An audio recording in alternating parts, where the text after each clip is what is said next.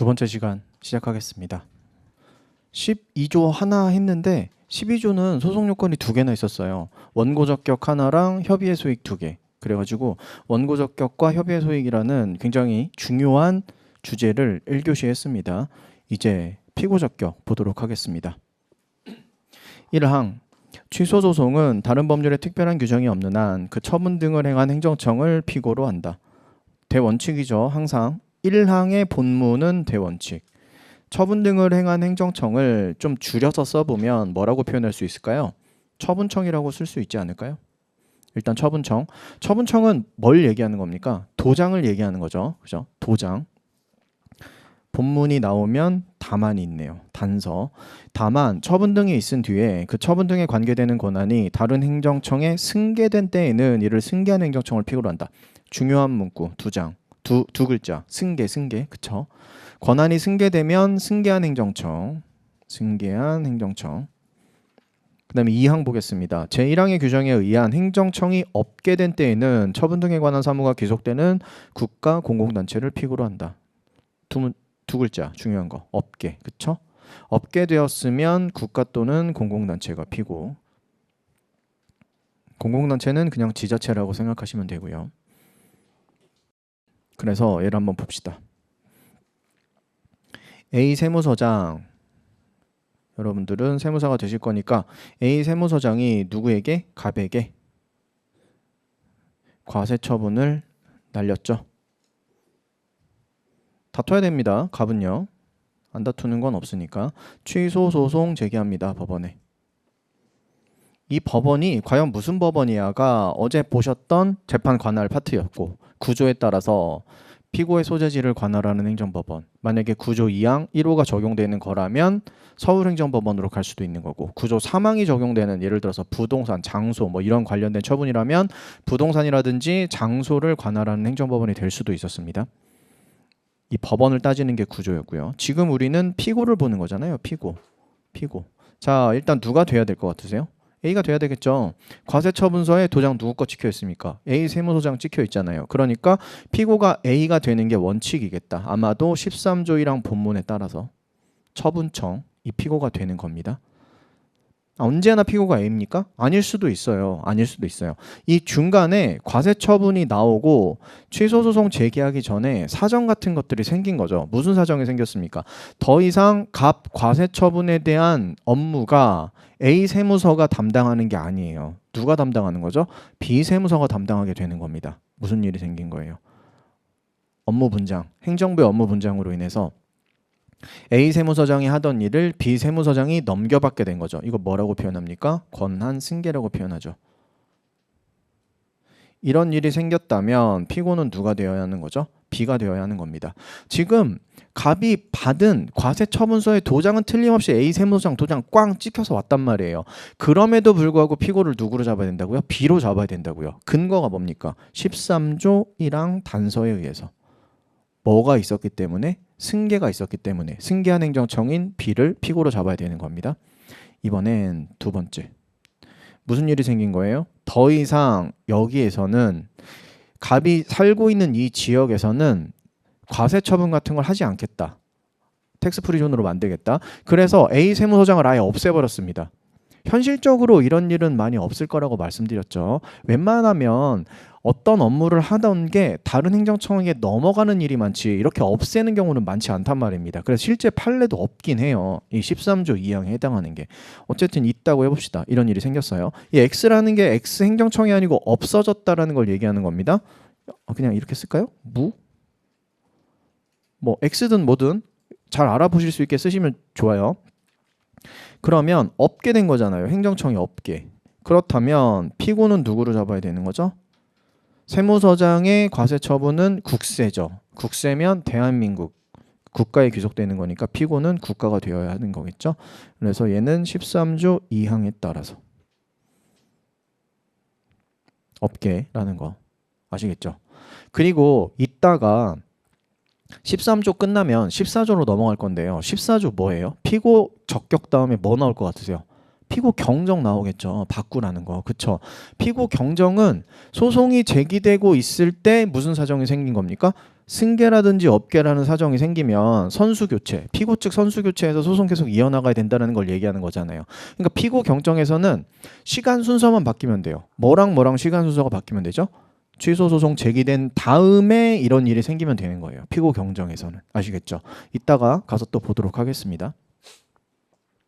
그러면 13조 1항 본문 그리고 13조 1항 단서 13조 2항에 대해서 분석을 마친 겁니다. 끝났어요.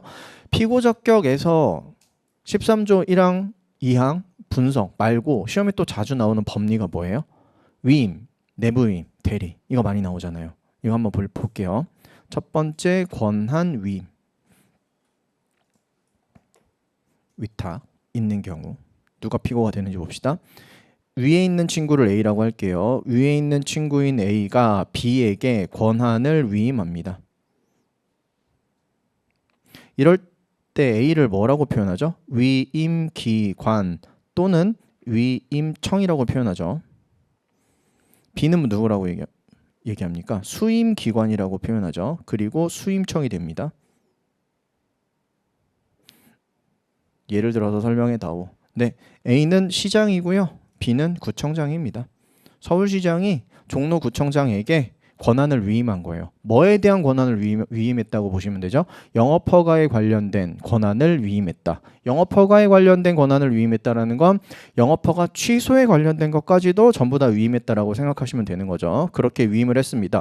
그러면 처분을 해야 되죠. 누구 도장 찍고 내보냅니까? B가 B 도장 찍고 내보내는 거예요. 영업허가 관련해서는.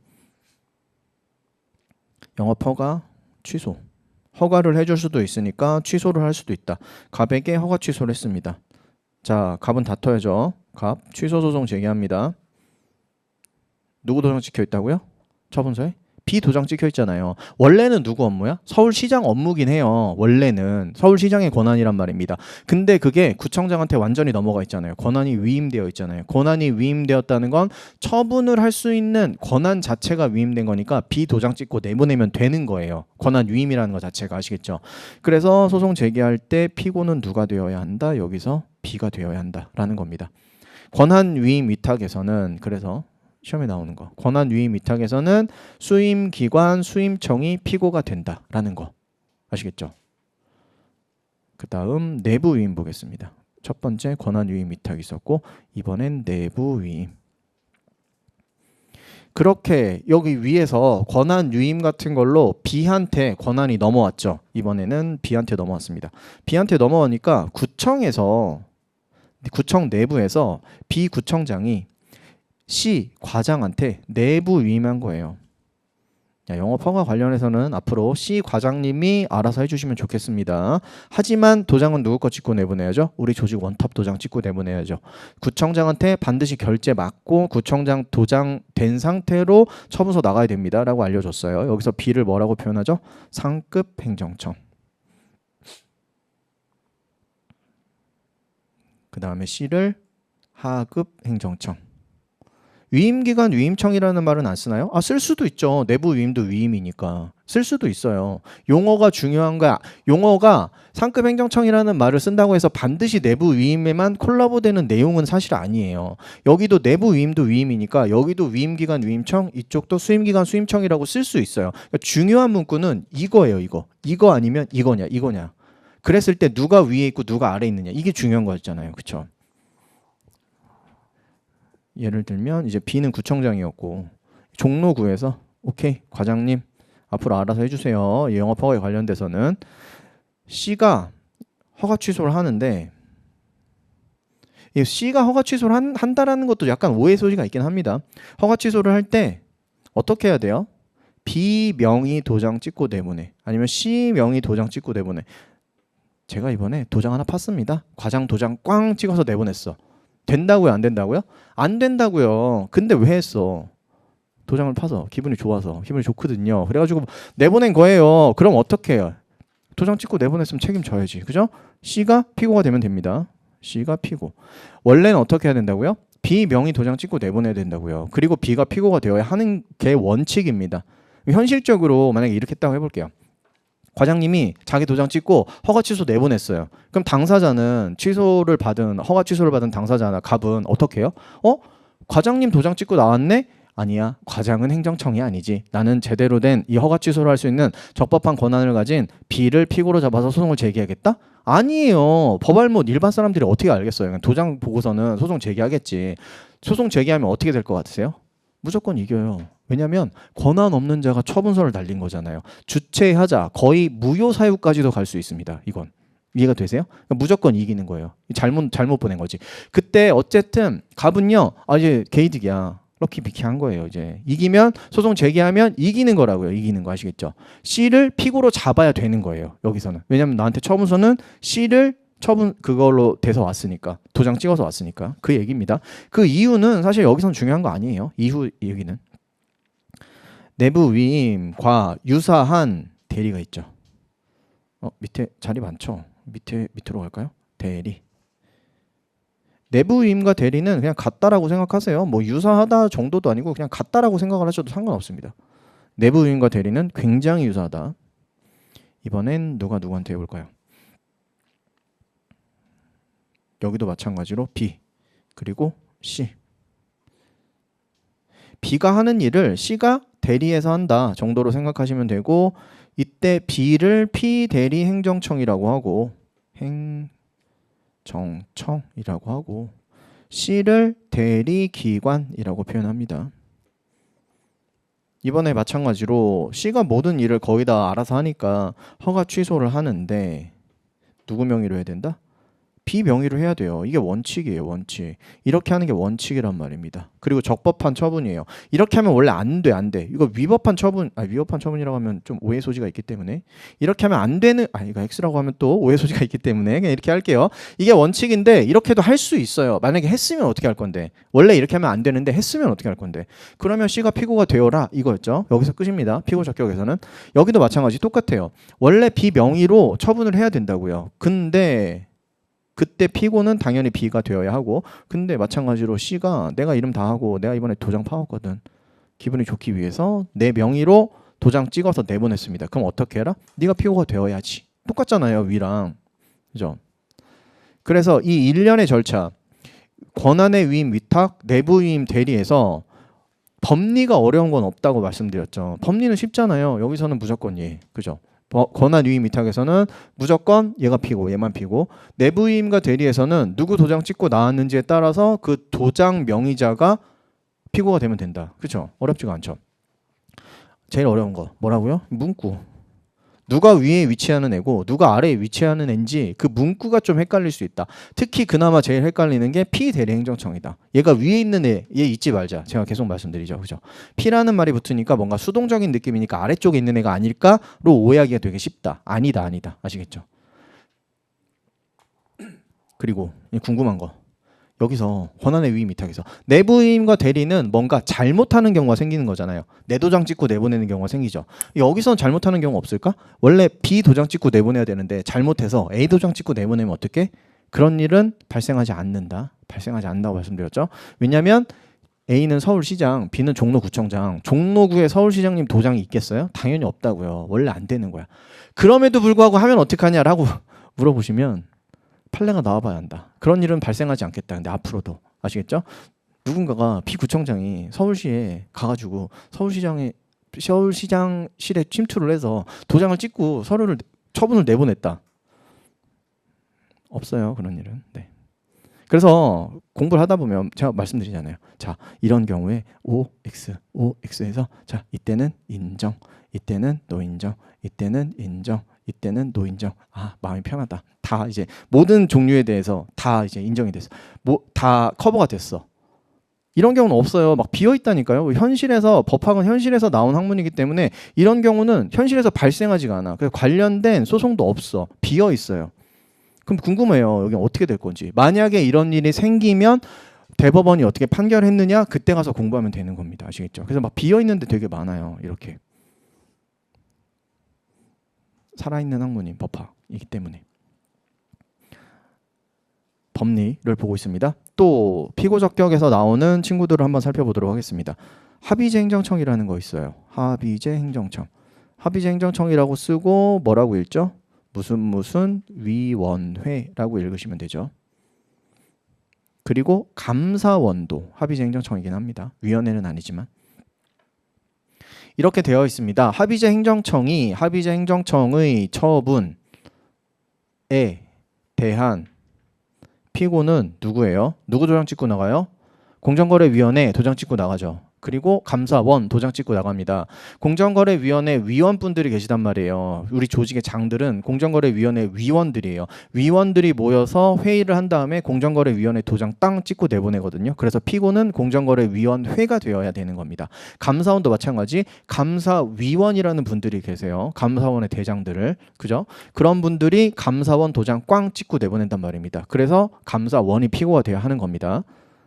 예외가 있죠. 그래서 이때는 위원회 무슨 위원회가 피고가 되는 게 원칙이에요. 근데 예외가 하나 있죠. 뭐예요? 중앙노동위원회의 처분에 대해서는 중노위 위원장이 피고가 된다가 맨날 나온다고 말씀드렸고 올해 나왔었습니다. 중노위의 처분에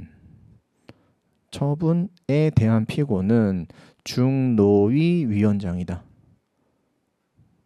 이게 도대체 무슨 의미가 있냐? 별로 의미가 없는데 그냥 법에서 그렇게 규정을 하고 있기 때문에 법에서 노동위원회법이라는 법에서 중앙노동위원회가 한 처분에 대해서는 중앙노동위원회 위원장을 피고로 한다라는 규정이 하나 있고 그래서 얘가 피고가 되어야 한다라는 게 맨날 시험에 나오는 거죠. 하지만 아무도 틀리지 않지. 이제는. 그죠? 안 틀리시겠죠? 이거? 제가 뭐 수도 없이 강조를 해가지고. 그 다음 자주 나오는 친구 중에 하나 봅시다. 지방의회가 피고가 되는 경우가 있거든요. 한 3가지 정도 생각하시면 되는데 지방의회가 지방의회 의원에 대해서 징계 의결을 합니다. 제명한다든지 아니면 뭐 징계 뭐 이런 걸 해요.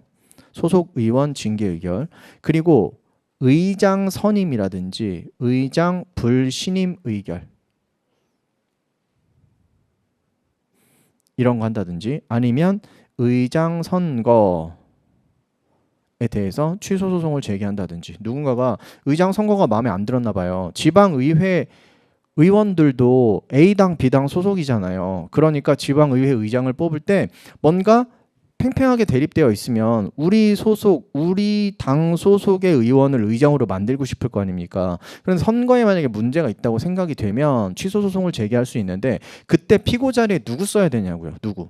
A 의회를 쓰면 된다고요. A 지방의회 아시겠죠? 종로구 지방의회 이런 식으로 종로구 서울시의회 이런 거 쓰면 된다고요. 아시겠죠? 종로구는 종로구의회죠. 구의원도 우리 뽑잖아요. 그죠? 그래서 소속 의원 여기 소속 의원 징계 의결이라든지 아니면 의장 선임 불신임 의결, 의장 선거 취소 소송에 대해서는 지방의회가 피고가 되는 겁니다. 이게 그래 뭐 그런 거지 하고 그냥 넘어갈 수도 있는데 여러분 원래 피고 적격은요 대원칙이 뭐였어요? 13조이랑 본문에서 누구를 피고로 잡으라고 되어 있죠? 처분청을 피고로 잡으라고 되어 있죠. 처분 등을 행한 행정청이라고 되어 있잖아요. 행정청은 어디 소속이에요? 입법, 행정, 사법 중에 행정부 소속이잖아요. 맞죠? 그러면 우리나라는 지방자치 제도를 헌법에 규정하고 있는 나라이기 때문에 지방자치를 살펴보면 서울시를 자그마한 국가라고 생각을 해보면 서울시에도 입법부가 따로 있고 행정부가 따로 있고 사법부가 따로 있어요. 행정부가 시장을 중심으로 한 서울시청이라고 생각하시면 되겠죠. 서울시청의 공무원들. 그게 바로 행정부가 되는 거고 입법부가 바로 서울시의회 아닙니까? 지방의회가 되는 거죠. 조례를 만들 수 있으니까. 서울시에서만 적용할 수 있는 규범인 조례를 만들 수가 있으니까. 사법부는요. 행정심판위원회. 행정심판위원회는 행정법원처럼 어디 딱 하나만 있는 게 아니고 각 지자체마다 다 달려있다고 생각하시면 돼요. 행정심판위원회는.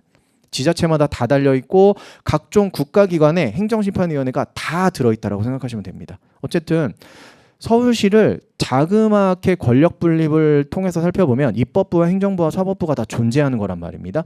여기서 지방의회는 뭐에 해당해요? 입법부에 해당하잖아요. 근데 입법부인 지방의회가 피고 적격이 있을 수가 있을까? 라는 의문이 하나 생기는 거예요.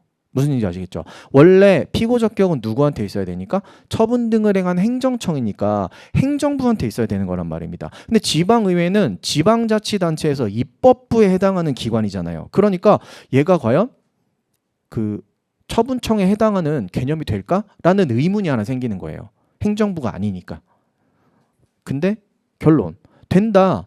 징계 의결, 소속 의원을 징계 의결할 때는 지방의회가 입법부긴 하지만 마치 처분청처럼 지방의회 의원을 징계하는 결론을 내리게 되는 거고, 의장 선임이라든지 불신임 의결, 의장 선거 취소 소송은 결국에는 지방의회 내부에서 뭔가 있는 일이잖아요. 피고로 잡기에 지방의회밖에 적절한 대상이 없는 거예요. 아시겠죠? 그러니까 어쨌든 가능하다가 되는 건데, 그런 근본적인 의문이 있었던 거죠.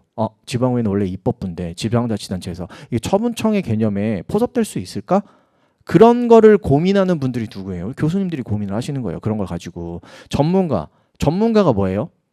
전문가는 특정 영역에 대해서 조금 더 좁은 영역에 대해서 깊게 아는 사람이 전문가거든요. 그러니까 제네럴리스트가 아니고 스페셜리스트가 전문가인 거예요. 점점 더 좁은 영역에 대해서 깊게 알게 되는 사람들. 그럼 교수님들이 이런 걸 가지고서는 맨날 고민을 하시는 거죠. 이런 거. 그죠? 그래서 한번 말씀을 드려본 겁니다. 근데 우리는 뭐 그런 것까지 알 필요는 없고, 여기서 지방의회도 피고 적격이 되는 이런 처분들이 있다. 그리고 얘가 은근 잘 나온단 말이에요. 지방의회가 처분이 된다는 거. 왜냐하면 우리 교수님들은 이런 거에 대해서 되게 중요하게 생각을 하니까, 이런 개념 같은 거. 그러니까 자주 내시는 거예요. 알아두셔야 되는 겁니다. 지방의회가 피고가 될 수 있는 게 뭔가 있을 것 같은데, 피고가 안 되는 게 또 중요한 게 있어요. 이거는 지방의회가 피고가 되는 거. 근데 얘는 처분적 조례라는 거 있죠. 처분적 조례. 이게 뭐죠? 두밀분교 폐지 조례라는 거 있었잖아요. 그렇죠? 처분적 조례는 지방의회가 피고 적격이 없어요. 조례는 누가 만들어요? 지방의회가 만들잖아요. 만드는 게 가장 중요한 게 조례를 누가 만드냐인데, 지방의회가 만들었어요. 만들면 지방의회가 피고가 돼야 되는 거 아닙니까? 그 처분적 조례에 대해서 책임을 다 지는 사람 아니에요? 아니라고 보는 겁니다. 행정청의 개념에서 가장 중요한 개념이 뭐였냐면, 행정청이 그 일을 다 하는 사람은 아니에요. 영업허가 취소 나올 때 행정청인 구청장이 A부터 Z까지 다 따져보고 확인해서 오케이 맞네 라고 하는 게 아니고 마지막 결재만 해주는 사람입니다. 맞잖아요. 그쵸? 그러니까 행정청에서 되게 중요한 개념은 우리 조직의 의사를 밖으로 대표할 수 있는 권한을 가진 사람을 얘기하는 거예요. 내가 그 일을 도맡아서 하는 사람을 얘기하는 게 아니란 말입니다. 마찬가지로 조례를 지방의회가 다 만들죠. 마지막으로 조례의 효력을 발생시키는, 누가 하는 거죠? 발생시키는 공포? 지자체장이 하는 거거든요. 행정청의 개념에 지방의회가 적합한 게 아니고 지자체장이 적합한 거예요. 조례에 대해서는. 무슨 얘기인지 아시겠어요? 그래가지고 처분적 조례에 대해서는 지방의회가 피고가 되는 게 아니고 지자체장이 피고가 됩니다. 이게 또 엄청 잘 나오는 거잖아요. 지자체장이 피고. 누구는 피고가 아니야? 지방의회는 피고가 아니라고요. 그래서 조례에 대해서 지방의회가 다 만들고 의결까지 해서 딱 만들어 놓으면 지자체장이 공포함으로써 효력을 발휘하게 된단 말입니다. 피고가 될 때는 만드는 게 중요해요? 대외적으로 공포할 수 있는 권한을 가진 게 중요해요? 대외적으로 공포할 수 있는 권한을 가진 게 훨씬 중요한 개념이란 말이에요. 그래서 지자체장이 피고가 되는 겁니다. 아시겠죠? 헷갈리기 쉽죠? 이거 중요한 거니까. 지방의회가 피고가 될 수 있는 애들, 그리고 처분적 조례에 대해서는 지자체장이 피고가 된다는 거 되게 중요해요. 헷갈리기도 쉽고. 잘 알아두시면 좋겠네요. 이제 넘어가겠습니다. 피고 적격 끝. 이제 피고 경정 볼게요. 피고 경정은 아까 전에 말씀드렸듯이 여기서 사실관계만 좀 바꾸면 되는데, 여기서 이거 안 쓰셔도 되고요. 그냥 제가 이것만 살짝 바꿔볼게요. 얘가 요 사정이 여기서 생기면 되는 거라고요. 무슨 얘기인지 아시겠죠? 소송 제기되고 나서 권한 승계라든지 업계라는 사정이 생기면 그때 선수교체, 피고 경정해야 되겠구나 라고 생각이 드는 거예요. 일단 그거 하나 설명드리고, 법조문을 가지고 분석을 할 거니까 1조부터 한번 읽으면서 법조문을 한번 보도록 하겠습니다. 원고가 1항, 원고가 피고를 잘못 지정한 때에는 법원은 원고의 신청에 의하여 결정으로서 피고의 경정을 허가할 수 있다. 원고가 피고를 잘못 지정했습니다. 일단 1항에서 잘못 지정이라는 게 있죠. 누가 잘못했어? 원고가 잘못했네? 그러면 피고 경정을 해주긴 해요. 그죠? 하지만 뭐가 반드시 필요합니까? 원고의 신청이 필요하죠. 당사자의 신청. 원고의 신청. 뭐 당사자의 신청으로 알셔도 크게 상관없습니다.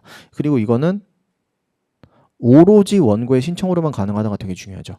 오로지 원고의 신청으로만 가능하다라는 건 뭐가 없는 겁니까? 법원이 직권으로 알아서 해주는 건 없는 거예요. 네가 잘못한 거니까 일단 네가 바꿔달라고 해야지만 바꿔주는 거야 라는 거죠.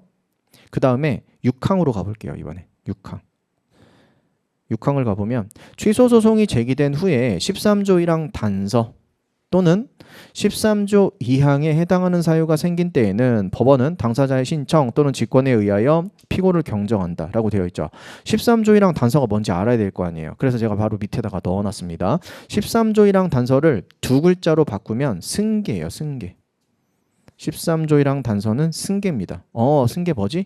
원래 A 세무서장이 담당하고 있는 일을 이제는 B 세무서장이 하기로 했지 이거였잖아요. 그렇죠? 13조 2항은 뭡니까? 두 글자로 바꾸면 업계죠. 13조 2항은 업계입니다. 업계. 취소 소송이 일단 제기되고 나서 승계라든지 업계라는 사정이 생기면 뭐가 필요하죠? 이제 소송에서 선수교체 필요성이 생기게 되는 거고 그러면 선수교체 하겠다는데 여기는 또 뭐가 중요합니까? 당사자의 신청 당연히 이걸로도 바꿔주고 게다가 뭘로도 바꿔주겠다? 법원이 알아서 바꿔주기도 하겠다가 중요한 거죠.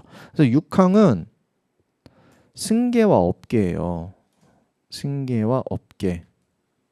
승계와 업계는 당사자의 신청뿐 아니고 뭘로도 바꿔준다는 게 중요하죠. 법원이 직권으로도 바꿔주겠다가 중요하죠. 왜 직권이 들어가죠? 여기서는 원고에게 귀책 사유가 없잖아요. 원고는 틀림없이 도장 찍힌 거 보고 제대로 소송 제기한 겁니다. 소송 제기할 당시에는 틀림없이 피고 제대로 잡은 게 맞다고요. 근데 그 이후에 무슨 사정으로 인해서 행정부 내부의 권한 분장이라든지 이런 사유로 인해서 선수교체 필요성이 생긴 거고 그러면 법원이 바꿔주겠다는 겁니다. 다음 날 이제 다음 길 첫 번째 길에는 A 세무서장이 왔어. 다음 길은 뭐 한 달 후에 잡겠습니다. 그래서 다음 길에 가보니까 갑자기 B 세무서장이 와 있는 거예요. 아니 왜 당신이? 원고가 이렇게 놀라가지고 왜 오신 거예요? 그러면 앞으로 갑이 살고 있는 그 구역에 세무 과세 업무를 담당하는 거는 비세무서장이거든요. 제가 앞으로 소송 맞춰서 진행하겠습니다. 알겠습니다. 그러면 그냥 진행하면 되는 거예요. 아시겠죠? 직권으로 바꿔준다라는 의미 아시겠죠? 물론 당사자가 신청해도 되고요. 잘 알아서. 그래서 1항과 6항 봤고요. 이제 2항부터 보겠습니다. 법원은 1항의 규정에 의한 결정. 이런 거 좀 안 썼으면 좋겠는데. 1항의 규정에 의한 결정 뭐예요? 피고 경정 결정이죠. 피고를 바꿔주겠다고 결정하면 정본을 새로운 피고에게 송달하여야 한다. 정본이라는 건 원본을 얘기하는 거고 새로운 피고가 뭐예요? 앞으로 선수교체해서 다음부터 B가 들어오셔야 됩니다. 피고 자리에 와서 앉으셔야 돼요 라고 얘기하는 거죠. 그 사람한테 당신이 피고가 됐습니다 라고 알려줘야 될 거 아니에요. 그죠? 그거예요. 그냥 뭐 대단한 의미가 있는 법조문은 아니고. 그다음 3항 제1항의 규정에 의한 신청을 각하하는 결정. 제1항의 규정에 의한 신청은 피고 경정 신청이죠. 피고 바꿔달라고 했는데 당사자가 바꿔달라고 했어요. 원고가. 그랬더니 법원이 뭐라고 하는 거죠? 안 바꿔준다. 거절한다. 이렇게 얘기한 거죠. 왜 안 바꿔주는 거죠? 법원이 생각할 때는 지금 피고가 적법한 피고라고 생각을 하는 거 아닙니까? 그죠? 원고 생각이 맞을 것 같으세요? 법원 생각이 맞을 것 같으세요? 당연히 법원 생각이 맞겠죠. 법자랄인데.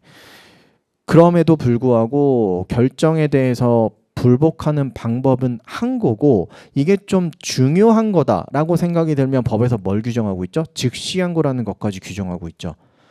그 전에 있었던 소송 절차 올 스톱 시키고 즉시항고에 대해서 결론 낸 다음에 소송 계속 이어가겠다가 즉시항고했잖아요. 그렇죠? 즉시항고 할 수 있다. 그래서 각하하는 결정에 대해서 뭔가 불복하는 거니까 각하하면 지금 누가 짜증나요? 원고가 짜증나는 거 아닙니까? 원고가 신청했을 거 아니에요. 바꿔달라고. 근데 각하당했죠. 까였죠. 원고가 즉시항고 한다라고 생각하시면 되겠습니다.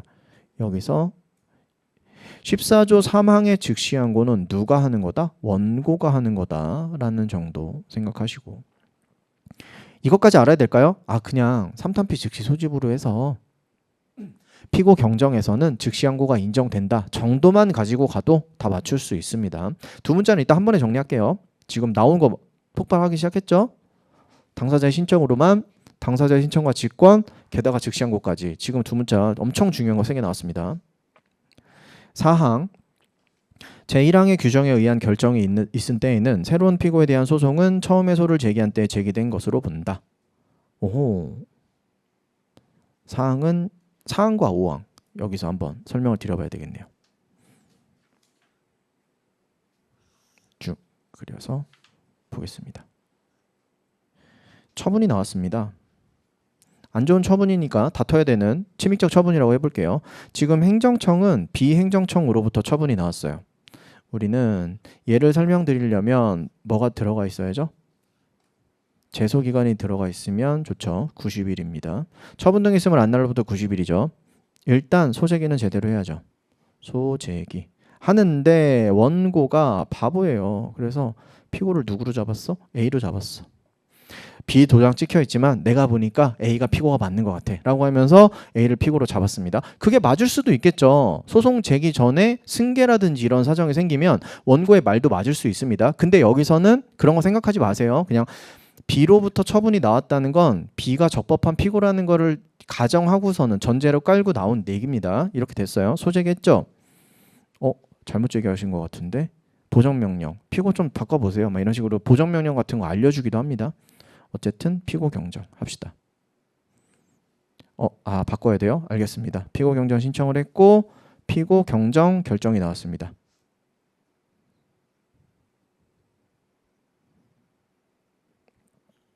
피고 경정 신청은 누구에서 누구로 바꿔달라는 거예요? 지금 내가 원고가 A를 피고로 삼았는데 B가 맞는 거였구나. 도장 보고 그냥 했으면 됐겠구나. 그래서 B로 바꿔달라고 했고 피고 경정 결정이라는 건 B로 바꿔주는 결론이 나오게 된 거죠. 그렇죠? 그렇다면 이 피고 경정 결정이라는 것의 본질이 도대체 뭔지 한번 살펴보자는 겁니다.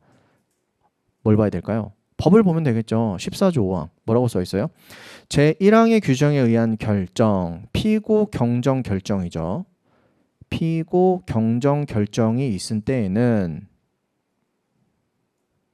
종전의 피고에 대한 소송은 취하된 것으로 본다. 종전의 피고에 대한 소송을 구소라고 표현 많이 하죠. 그리고 그에 대응되어서 새로운 피고에 대한 소송이 새롭게 스타트되는 신소 제기의 실질도 가지게 되는 거죠.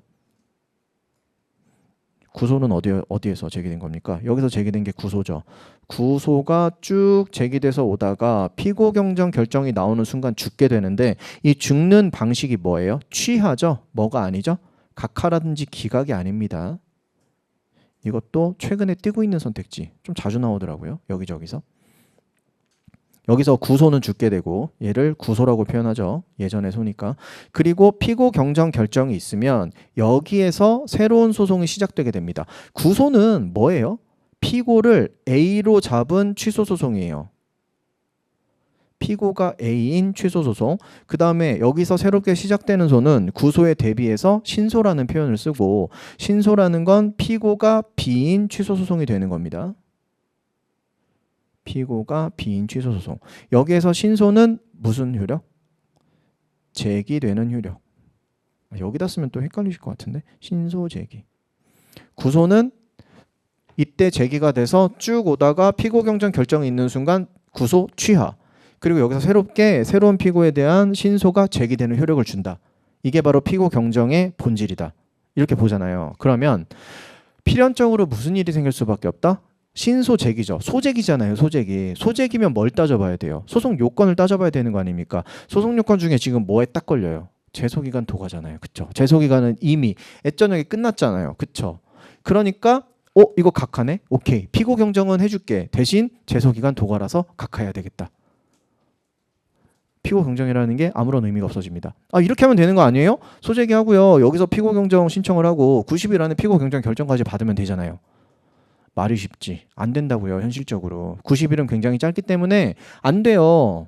그래서 이렇게 될 수밖에 없다고 보시면 됩니다. 그러면 피고 경정이라는 거가 있어서 신소 제기의 성격을 주고 그러면 보통 제소기간은 도과가 되니까 각하될 거다. 피고 경정 무서워서 아무도 못하겠죠. 그죠? 그래서 어떤 효력을 주는 겁니까? 제소기간은 최소한 안 걸리게 해줘야 되는 거 아닐까? 그래서 14조 사항이 생긴 겁니다. 14조 사항.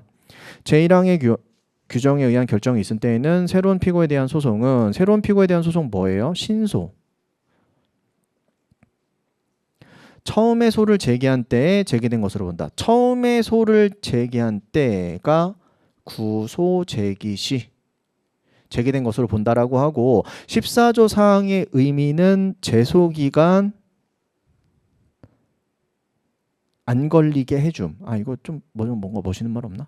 안 걸리게 해준다는 의미예요. 아시겠죠? 제소기간을 안 걸리게 해주겠다는 의미예요. 그러면 이제 오해를 한번 여러분들한테 오해를 만들어 봅시다.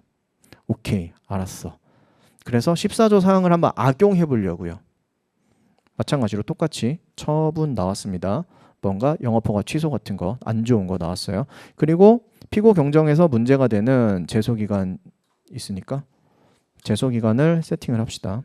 90일 좀 짧게 잡아놓아서 90일 90일이 지났습니다. 안타깝게도 다툴 수 있어요? 없어요? 못 다퉈요. 현실적으로 이런 일이 제법 생겨요. 90일은 워낙 짧기 때문에. 그러면 어떻게 해야 돼요? 그럼에도 불구하고 다투고 싶어. 방법이 있긴 합니다. 뭐 하면 돼요? 무효확인 소송 제기해야 돼요. 무효확인 소송은 제소기간을 안 따지잖아요. 그러니까 소송 요건 통과는 그나마 쉬워요. 뭐 대상적 격이라든지 원고적 격, 뭐 협의의 소의 이익. 그 다음에 뭐 안 봅니까? 제소기관과 행정심판 거쳤는지는 안 보니까 나머지로 이제 소송 요건은 그나마 통과가 쉬워요. 근데 뭐가 어려워? 본안에서 인용되기가 되게 어렵죠. 하자가 중대하고 명백하기까지 해야 되는데 행정청이 처분을 하는데 하자가 무효 사유, 당연 무효면서 처분을 하는 건 그렇게 많은 일이 아니거든요. 그럼에도 불구하고 취소 소송은 이미 물 건너갔고 그냥 마지막 지푸라기 잡는 심정으로 무효 확인 소송은 한번 제기해 볼 수 있는 겁니다. 물론 본안에서 까일 확률이 엄청나게 높아지긴 하지만. 자, 어쨌든 늦었어. 모르겠다. 여기서 일단 소제기 하자. 일단 소제기 해야 돼요. 소제기. 피고를 여기서 머리를 쓰는 거지. 피고를 A로 잡는 거야. 무슨 일인지 아시겠어요? 그러면 보통 법원은 딱 살펴보고 제소기간 도관에 각하. 이거는 보정명령 같은 것도 어쩔 수 없어. 보정명령 같은 거 할 필요도 없어요. 그냥 이거 제소기간 도관입니다. 각하. 이렇게 할 건데 그러기 전에 뭘 먼저 하냐면 이렇게 하는 거야.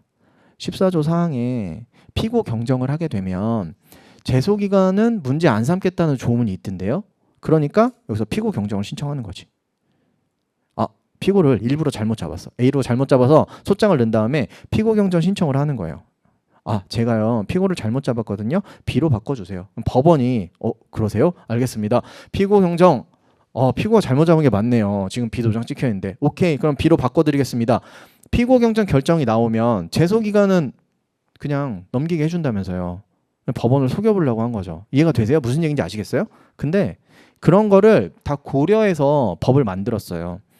제소기간을 언제나 안 걸리게 해주겠다가 아니에요. 피고 경정 결정이 나오면 제소기간은 언제나 안 걸리게 해주겠다가 아니라고요. 뭐라고 돼 있어요? 규정에 이렇게 돼 있어요. 피고 경정 결정이 있으면 신소는 구소 제기 시에 제기된 걸로 봐주겠다라고 되어 있어요. 그러니까 여기서 신소 제기는 원래 이때 된 건데 언제 제기한 걸로 봐주겠다? 요때 제기한 걸로 봐주겠다였어요. 근데 구소는 틀림없이 지금 여기는 90일 안에 들어와 있으니까 제소기간의 문제는 안 생기게 될 뿐이에요. 근데 여기서 봅시다. 똑같이 볼게요. 피고경정 신청이 들어와서 피고경정 결정이 나왔다고 해봅시다. 그러면 여기서 또 신소 제기의 효력이 생기게 되는 거죠. 근데 이 신소는 언제 제기한 걸로 봐요? 구소 제기한 때 제기된 걸로 보는 거 아닙니까? 그러니까 새롭게 B에 대해서 소송이 제기되는 효력이 나오더라도 구소 제기 시에 제기된 걸로 보는 거니까 제소기간이 도과된 건 마찬가지라고요. 이해가 되시죠? 그러니까 14조 사항이 언제나 피고 경정 결정이 나오면 제소기간의 문제는 1도 생기지 않게 해주겠다는 아니에요. 무슨 얘기인지 아시겠죠? 네가 원래 제기한 소송은 제소기간 안에 들어와 있어야 제소기간의 문제는 안 생기는 거야가 깔려 있는 겁니다. 아시겠죠? 근데 이런 일은 없으니까 현실적으로 이렇게 악용을 한다고 해봤자 우리 법원이 바보가 아닐 거 아니에요. 그냥 보고선 안 되는데 바로 각하. 제소기간도가 각하. 피고경정 여기서 신청 현실적으로 들어왔어. 피고경정 결정해준 다음에 각하시키겠어요? 아니라고요. 왜 피고경정 신청을? 이미 제소기간 도가로 각하인데 아예 봐주지도 않고 그냥 각하. 이렇게 해버린다고요. 아시겠죠? 얘를 오해하지 마시라고 한번 설명드려봤습니다. 제가 14조 사항을 설명할 때 이런 의미가 숨어져 있습니다 라고 말씀을 드리는데 이게 언제나 무조건 제소기간이 안 걸린다. 피고경정 결정만 나오면 제소기간은 아예 안 보겠다가 아니에요. 이 법조문 자체가. 구소 제기 시에 신소가 제기된 걸 봐주겠다. 신소가 제기된 걸 구소 제기 시에 제기된 걸로 봐주겠다라는 의미이기 때문에 구소는 일단 적법하게 제소기간 안에 들어온 소송이어야 된다는 이야기입니다. 아시겠죠? 보다 완벽한 이해를 위해서 조금 더 깊게 설명을 드렸는데 시험에 나오는 건 사실 아니어서. 네. 근데 보다 좀 완벽하게 이해가 되고 계신 거예요? 네, 감사합니다. 이렇게 확인하시고 그 다음에 피고 경정에서 가장 어려운 부분 한번 보도록 하겠습니다. 그래서 얘는 지워버려도 돼. 의미가 없어. 이런 일은 현실적으로 없으니까. 하지만 얘는 중요하죠. 요때 제기한 걸로 보는 거. 자, 피고 경정에서 가장 까다로웠던 문제 이거였습니다. 피고 경정 신청을 했어요. 피고 경정 신청을 하면 피고 경정을 인용하는 결정을 할 수도 있고요. 아니면 각하하는 결정을 할 수도 있습니다. 각하 결정, 기각 결정 결정에 대해서 그러니까 신청에 대해서 각하 결정 아니면 기각 결정, 인용 결정, 판결처럼 다 가능해요. 근데 신청에 대해서 결정을 할 때는 각하나 기각이나 크게 구분을 잘 안 하기는 합니다. 각하든지 기각이든지. 그래서 그냥 두 개만 쓴 거예요. 왜 기각이 없나 궁금해 하실까 봐. 피고 경정이 인용됐다는 건 지금 예를 상태로 보면 A에서 B로 바꿔주겠다는 거죠. 그죠? 그러면 누가 짜증이 날 수가 있죠? A도 짜증이 날 수가 있고 B도 짜증이 날 수가 있는 겁니다. 이렇게 인용이 됐다는 건 즉 A를 여기서 뭐라고 표현하냐면 경정 전 피고라고 표현하고요. 인용이 되면 이해 당사자는 두 명이라고 생각하시면 돼요. 원고는 이해 당사자 아닙니까? 원고는 내가 피고 경정 신청을 해서 피고 경정을 얻어냈죠. 그러니까 피고 경정이 됐으면 그거에 대해서 불복을 할 이유는 없는 겁니다. 이해가 되시죠? 대신 경정 전 피고 내가 소송에서 빠졌구나 다행이다라고 생각하시면 안 돼요. 내가 왜 빠진 거야? 내가 그 소송 계속 이어가야 돼 라고 생각을 해야 된다는 전제를 깔아야 잘 이해가 되는 겁니다. 아시겠죠? 피고 경정 신청이 되어서 인용 결정이 나왔습니다. A도 다투고 싶고 B도 다투고 싶은 거예요. A가 뭘로 다퉈야 돼요? 피고 경정은 즉시한 거야. 아니죠. 즉시한 거를 잘 따져보면 뭐라고 돼 있어요? 각하하는 결정에 대해서만 즉시항고할 수 있다고 그랬잖아요. 그쵸? 각하하는 결정이 나올 때만 즉시항고가 가능하다고요. 각하하면 누가 짜증나죠? 원고가 짜증나니까 원고만 즉시항고할 수 있는 겁니다. 아시겠죠? 여기까지 일단 첫 번째. 그러니까 인용 결정이 나오면 경정 전 피고가 즉시항고할 수 있어요? 없어요? 없어요. 즉시항고는 법에 규정이 딱 있는 거에 맞춰서만 할 수 있는 거예요. 아시겠죠? 경정 전 피고는 못 다퉈? 그냥 항고로 다투면 되지. 결정에 대해서는 항고로 다툴 수 있잖아요. 판결에 대해서는 항소, 상고로 다툴 수 있고 그냥 용어일 뿐입니다. 판결에 대해서 다투는 거는 상소라고 표현하고요. 결정에 대해서 다투는 건 항고라고 표현을 해요. 그 중에서 법에 즉시항고라고 딱 박아놨으면 그거에 대해서는 즉시항고를 할 수 있을 뿐인 겁니다. 아시겠죠? 그래서 여기서 항고를 할 수 있어요. 근데 이 항고를 뭘로 본다? 즉시 항고 돼요? 안 돼요. 법에 규정이 없으니까. 얘를 특별 항고로 본다까지 우리 시험에 등장한 적이 한 번 있어요. 최근 한 12년까지 문제를 분석을 해보면 경정 전 피고가 특별 항고 할 수 있다까지 나온 적이 있어요. 너무 나온 것 같긴 해요. 너무 나온 것 같긴.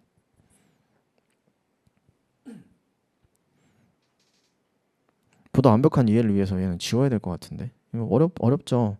그럼 경정 후 피고는 그러면 내가 이제 소송의 당사자가 된 거야? 나 나가기 싫은데? 나 아니고 경정 전 피고가 계속 피고 적격이 있는 거 아니야? 라고 막 얘기하고 싶겠죠. 그죠?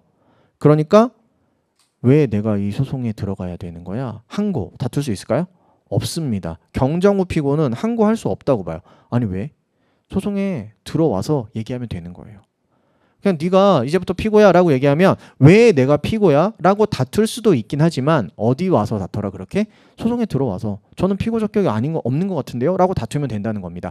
피고 경정 결정에 대해서는 다툴 수 있는 게 아니에요. 그래서 아시겠죠? 시험에 나왔던 거 얘가 나온 적 있어요. 얘가 한번 즉시 항고에 대해서 반드시 원고만 가능하다까지는 나온 적 없거든요. 그냥 피고 경정에서 즉시 항고가 가능하다 정도만 알면 웬만하면 다 풀 수 있게 나왔습니다. 근데 알고 보면 피고 경정에서 즉시 항고는 원고만 가능한 거고 각하 결정에 대해서만 가능한 겁니다. 인용 결정이 나오면 경정 전 피고는 항고로 원래 원칙으로 돌아가서 법원이 한 결정에 대해서는 항고로 다툴 수가 있으니까 즉시 항고는 안 되지만 항고로 다툴 수 있고 걔를 특별 항고로 본다까지 나온 적이 있는데 얘는 너무 나은 것 같다. 그래서 지울까요? 지울 때는 항상 확실하게 지웁시다. 네. 이거 봐야 될까? 아니야. 이거 아닌 것 같아. 경정 후 피고는 궁금하잖아요. 그래서 한번 쓴 건데 얘는 나온 적 없어요. 경정 후 피고는. 자, 수험적으로 여러분들은 정리를 어느 정도 하고 너무 어려운 거는 지우는 것도 필요하거든요. 그래서 무슨 얘기하고 싶은데 3탄피 즉시 소집을 알자라는 거를 말씀드리고 싶었던 겁니다. 자, 즉시항고 외웁시다. 이제 3탄피 즉시 소집. 즉시항고가 가능한 친구들 중에서 3탄 제3자의 소송 참가, 피 이게 바로 피고 경정이죠. 소의 변경, 집행정지. 그죠? 그 다음 원고의 신청으로만 가능한 거 간, 신청, 소변, 잘못, 제출. 당사자의 신청으로만 가능한 애들입니다. 피고 경정에서 원고가 피고를 잘못 지정한 경우는 당사자의 신청으로만 가능한 거예요. 이 두 개가 세트죠. 경이랑 잘못이랑. 간접강제, 처분 변경으로 인한 소변경, 소변, 그냥 소변경, 제출, 행정심판 기록의 제출 명령. 당사자의 신청으로만 가능한 애들. 그 다음에 당사자의 신청과 직권으로 가능한 애들은 어제 한 거 같은 건 기분 탓일까요? 당직, 이집참, 업승 했네요. 2에서 했네요. 그죠? 당사자 신청과 직권으로 가능한 애 이송병합 했고요. 그 다음에 지금 나오는 게 이거잖아요. 업승. 그죠? 업승이 뭐예요? 피고 경정에서 업계 승계. 원고에게 귀책 사유가 없이 행정부의 업무 분장으로 담당하는 행정청이 바뀐 거 아닙니까? 아니면 업계 됐어. 그러니까 직권으로도 바꿔주겠다. 당사자가 신청하는 건 물론이고. 아시겠죠? 그 다음 집행정지, 소송 참가. 제3자의 소송 참가만 얘기하는 걸까요? 아니요. 둘 다. 제3자의 소송 참가는 제가 3자를 어딨어? 이렇게 기를 쓰고 넣으니까 그냥 참이면 소송 참가, 제3자의 소송 참가와 행정청의 소송 참가 다 포함하는 겁니다. 그리고 이건 조금 이따 나올 건데 당삼직, 당행직으로 되고요. 들어본 것 같긴 해. 그래. 그 정도만 돼도 네. 만족합니다. 자, 15조 보겠습니다. 두 번째 시간은 15조까지 하고 마무리 줘야 되겠네요. 공동소송. 우리 법조문이 46개밖에 안 되잖아요. 그러니까 뭐가 나와도 이상하지 않고 웬만하면 다 나와요. 법조문이. 근데 안 나오는 것도 진짜 있거든요. 1조는 나온 적 없어요. 1조. 목적. 그죠? 1조는 나온 적이 없고 그 다음에는 웬만하면 다 나왔던 것 같은데 법조문이 뭐든지 다 분석할 게 많고 판례가 존재하는 건 아니에요. 46개 중에서도 진짜 내용이 별로 없는 것들도 있거든요. 그 중에 하나가 15조입니다. 나오긴 해요. 공동소송. 쉽게 그냥 원고가 다수일 수도 있고 여러 명일 수도 있고 피고가 여러 명일 수도 있다라는 조문이에요. 수인의 청구니까 원고가 여러 명이라는 걸 얘기하는 거죠. 수인에 대한 청구니까 피고가 여러 명이라는 걸 얘기하는 거 아닙니까? 처분 등의 취소 청구와 관련되는 청구인 경우에 하나여 그 수인은 공동소송인이 될 수 있다는데 우리는 깜짝 놀라시겠지만 이미 원고가 다수인 행정소송과 피고가 다수인 행정소송을 이미 알고 계세요. 여러분들은 본 적이 있으십니다. 한번 만들어 볼게요. 아, 그거야? 이렇게 하실걸요? A 세무서장이 갑에게 과세 처분합니다. 뭔가 느낌이 폴폴 나죠? 갑 뭐 할 것 같으세요? 납부할 것 같으시죠? 자, 납부했습니다. 다퉈야죠. 납부하고. 소송을 한 방에 행정법원에다가 제기해서 내가 원하는 권리구제를 싹 다 받으려고 해봅시다. 이게 뭐해서 제기해야 돼요? 병합해서 제기해야 되죠. 소송 2개 필요한 거잖아요. 그쵸? 만약에 무효사유가 있다면 부당이득 반환 청구 하나만 제기하면서 무효사유가 있습니다라고 주장하는 것도 가능했는데 그게 아니라고 하면 2개 제기해야 되지 않아요? 취소 소송 제기해야 되고 부당이득 반환 청구 소송 민사법원에 넣었다가 이송해달라고 해도 되지만 뭐하러 그렇게 불편하게 합니까? 그냥 행정법원에다 넣어버려도 되잖아요. 그쵸? 병합해서 같이 제기하는 것도 가능했어요. 부당이득 반환 청구 이렇게 넣어버립니다. 자, 볼게요. 취소 소송은 피고가 누구예요? A 세무서장이죠. 부당이득 반환 청구 소송의 피고는 누굽니까? 대한민국이잖아요. 국가. 그죠?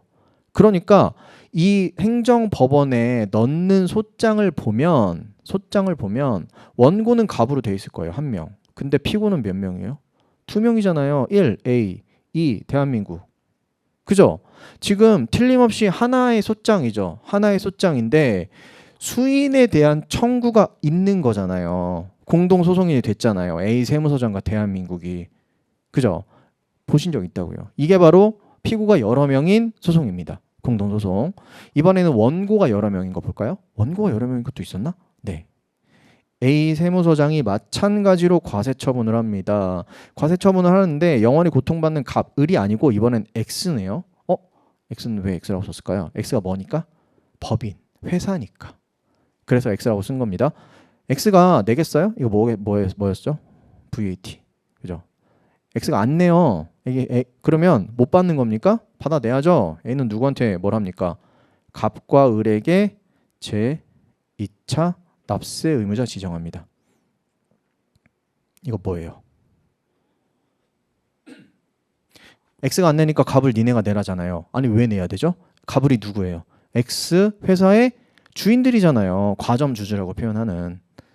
X회사 니네 거잖아. X회사가 안 내면 니네가 내야지 라고 제2차 납세 의무자 지정하면 갑을은 다툴 수 있습니다. 틀림없이 X법인과 자연인이라는 갑과 을은 원래 독립된 개체는 맞잖아요. 그래서 법인이라는 걸 만드는 거긴 하지만 실질적으로 갑을이 X의 주인이라면 X가 안 내면 갑을 니네가 내야지. 이것도 가능해요. 법에서 규정을 하고 있단 말입니다. 갑을이 그러면 뭘 다툴 수가 있죠? X에 대한 VAT 과세 처분을 다툴 수 있어야 되겠죠. 다툴 수 있습니다. 그래서 취소 소송 다툽니다. X에 대한 과세 처분. 이 소송 볼까요? 원고 누구예요? 2명이잖아요. 갑과 을. 그죠? 피고 누구예요? A 세무서장이죠. 소장에 지금 원고가 여러 명이 된 거죠. 아시겠죠? 이거. 그래서 이거 원래 흘러가는 게 과세 처분에 대한 소송이니까 필요적 행정심판 전치주의잖아요. 맞죠? 반드시 행정심판 거치고 가야 되는데 행정심판을 갑이 청구했어. 조세심판원장에 대해서 심판 청구했어요. 그 다음에 까였어. 그래서 소송으로 갈 수 있는데 갑이 행정심판 까였는데 을이 행정소송 바로 제기할 수 있어요? 제기할 수 있었잖아요. 왜냐하면 같은 사건이니까. 갑만 거쳐도 동종 처분에 대해서 되었으니까 을은 안 거치고 바로 소송으로 갈 수 있다가 조금 있다가 하실 18조에서 나오는 내용입니다. 아시겠죠? 그래서 공동소송은 그냥 법조문이 나와요. 이 법조문에 대한 해석은 원고가 여러 명일 수도 있고 피고가 여러 명일 수도 있다로 이해하고 가면 그냥 풀 수 있는 건데 원고가 여러 명인 사례가 있어? 피고가 여러 명인 사례가 있었나? 구체적인 예를 생각하면 좀 쉬우니까 이해에 많이 도움이 되니까 우리가 봤던 거를 가지고 피고가 여러 명인 경우 원고가 여러 명인 경우 한번 만들어 본 거에 불과합니다. 모르셔도 그냥 조문만 나오는 부분이니까 그 정도가 되겠습니다. 그러면 시간이 또 됐으니까 잠시 쉬었다가 진행하도록 하겠습니다. 쉬었다 하겠습니다.